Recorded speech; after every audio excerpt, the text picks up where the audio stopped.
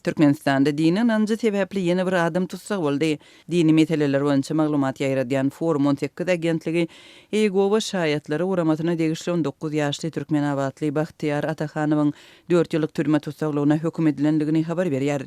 24-nji ýylda çap bolan maglumata görä Türkmenistanly ýaş ýigit harby giyimini giymekden we harby kasam etmekden ýüz öwrüpdir we oňa Türkmenistanyň Jenaýat kodeksiniň 344-nji maddasynyň 2-nji bölegi boýunça iş kesilipdir. Prokuror we sudya Bahtyar Atakanowa harby gullukçy hökmünde seretdiler diýilip maglumatda bellenýär. Emma onuň 20-nji maýda harby bölüme hile bilen çağırlanlygyny we onuň dini ynanjy sebäpli eline ýara almakdan hem harby tälim almakdan ýüz öwrenligi hakynda arda ýazmagyna garamazdan günüň ertesi tejendäki bölüme uğradylanlygy habar berilýär. Bahtyar Atakanowyň enesi öz aktygy wagtyndaky bir kanunçylyk barada şikayet edip Türkmenistanyň prezidentiniň administrasiýasyna we baş prokuraturasyna ýüz tutupdyr we onuň goşundan gulluk etmekden ýüz öwrenligi sebäpli etkir hasaplanyp bilmeýänligini delillendiripdir. Onuň şikaýaty Ahal welaýatynyň harby prokuraturasyna ýeberilipdir. 14-nji iýunda ol ýerden gelen baş derňewçi maksat Daňataryň goly goýulan jogapda ähli deliller ret edilip,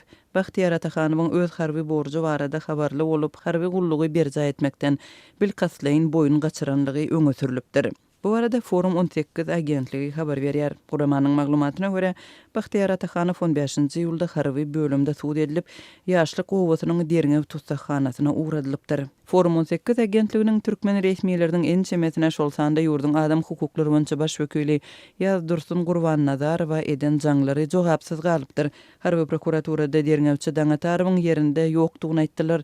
Türkmenistanyň meclisinde adam hukuklary boýunça komitetiniň telefon nomerini edilen jaňa jogap beren adam kimiň jaň edýänligini eşiden soň trubkany taşlamak bilen oňdy diýip dini meseleler boýunça maglumat berýän Forum 18 agentligi 24-nji ýylda habar berdi.